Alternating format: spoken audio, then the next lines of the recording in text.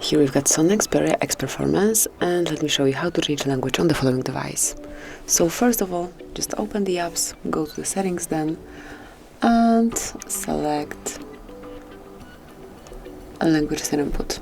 Here click on languages, and by tapping on other language, you can pick whichever language you would like to apply on your device. So if you would like to have your device in, for example, French, just mark it. And now pick the region.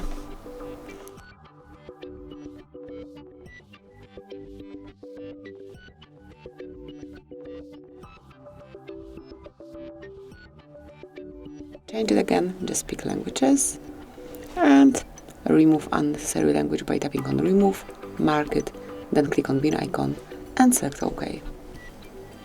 And as you can see, now we are back in English. If you would like to change the system language to any other, just repeat the operation that we did previously. So this is it. This is how you can change the language in your SONY Xperia. Thank you for watching. Please subscribe our channel and leave the thumbs up.